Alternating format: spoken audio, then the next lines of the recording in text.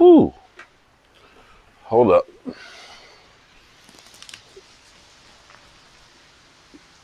That's a little bit better.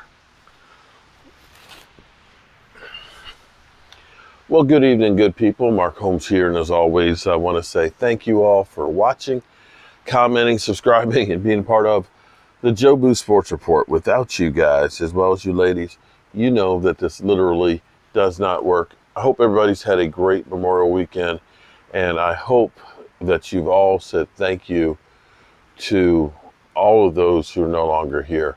And the real reason why we have this holiday is to commemorate the ones who aren't here. And thank you, all of you out there that are serving, that will serve, that have served, and have given up for all of us to be free. I appreciate you from the bottom of my heart. Man, it's crazy that it's the last day of May. By my clock at my desk, we've got 100 days and I think 21 hours until kickoff of the 2021 season.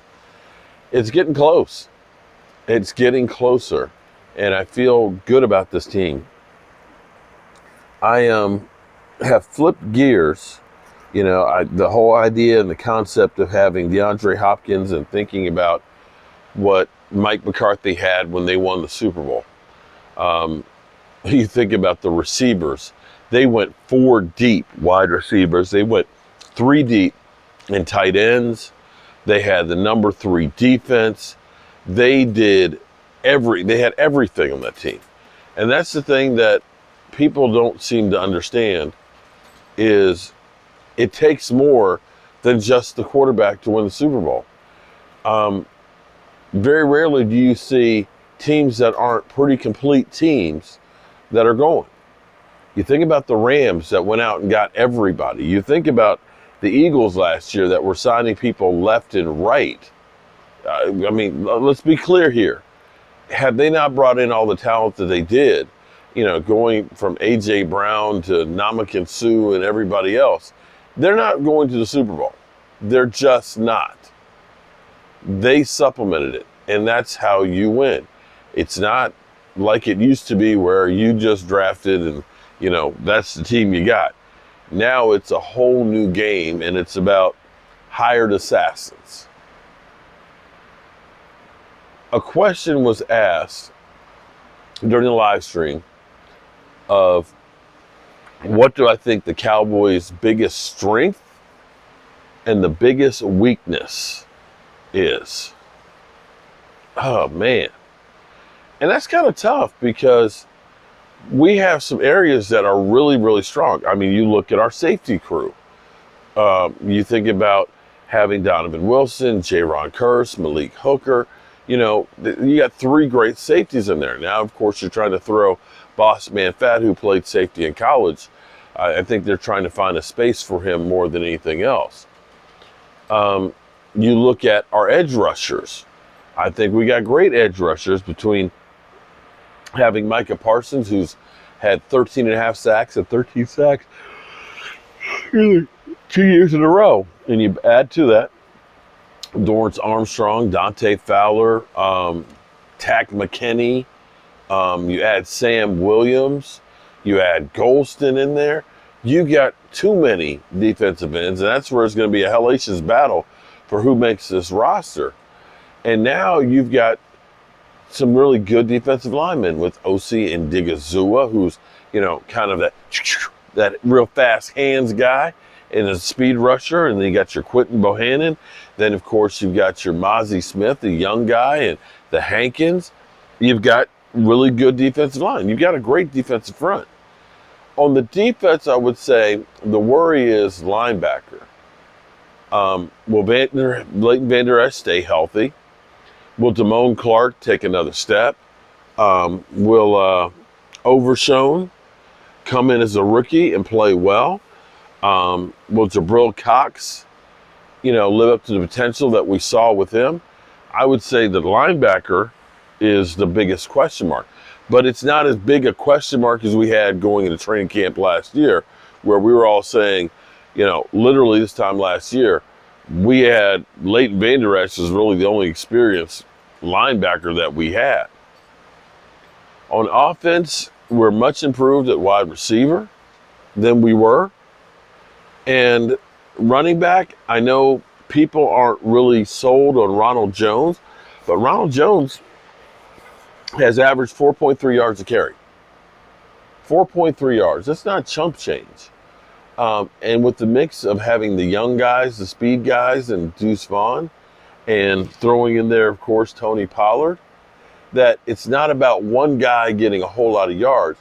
It's going to be about giving you different looks and keeping guys that are fresh.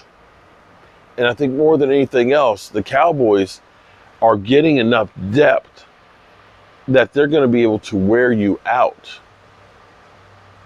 because they're not playing as many snaps. And they're going to be able to match up differently between the different types of linemen and edge rushers that they have. Wide receiver, would I like to have a Hopkins? Sure, I'd love to have a Hopkins in there. Who wouldn't want to have more talent? But I don't know that it's a necessity. So the strength, we got a lot of strengths. The strongest strength, and I will say, I know people are going to disagree with me, but I think we got a damn good quarterback. A lot better than most people will give him credit for. So that's my thoughts on that. Today was a good day. It was nice to be here and work in my workshop. My table saw died yesterday. I found actually a motor for it, and I ordered, and it should be here, I think, Wednesday or Thursday, so that's good news. A lot of my tools are getting old.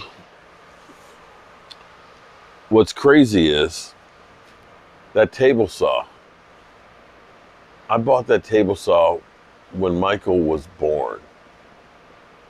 I've had that table saw since 1989. That's a long time. I also bought that drill press that's in there in 1989. So the fact that it's still running and the fact that I can still find the motor for it speaks volumes for it. I've bought other table saws, portable ones, several, but nothing has cut and been there like that true friend of mine, like that table saw. And that's why it's like, I ain't ready to give up on that. But unfortunately, nothing lasts forever.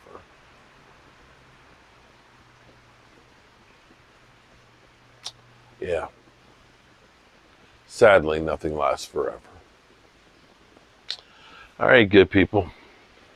That's all that's going on here tonight. I actually feel tired tonight. I think one thing about me is this. I can go and not go nonstop. If I'm driving on a trip, I remember like one time we were going to my sister who lives in Alabama's house, and us leaving about 9 o'clock at night. This is when the kids were real young. See, it's been 20 years ago this weekend that Tracy and I became the mini Brady Bunch, where we blended our 3 kids together and we moved into this house. And I got an Expedition and I got a TV in it. And back then, getting a TV in the vehicle was like, wow, it was new. But we called it the Shut Up and Ride TV. And we would leave on trips, 9, 10 o'clock at night because kids would watch TV, fall asleep, and we wouldn't have to stop as much because they're asleep. Everybody's thinking about going to the bathroom or wanting to get something to eat because it's the middle of the night. And I would drive through the night, just like when we went on this trip, I drove through the night. I pulled up at the hotel at 3 o'clock in the morning. Everybody else is knocked out. And I can go and go and go. But once I stop, boom, I just fall out. And so last week with the red brick house, one of those nights we worked till like 12:30. And the next morning I was right back at it at like, 8 o'clock. And it was just like working and working and working and working and trying to get it done. But then I get back and it's kind of like I've kind of slowed down that. And it's caught up to me now. It's like, oh, you're tired. And yeah, I am. But 20 years. 20 years of being with my wife, Tracy.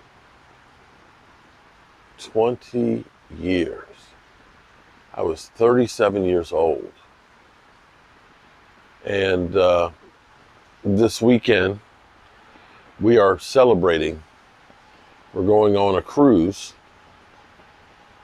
leaving out of Miami on Sunday. And it'll be a good thing. Maybe it'll be a chance to recharge my batteries and get ready for the final push on the red brick house before training camp starts. There's so much that I want to accomplish before I leave away from here.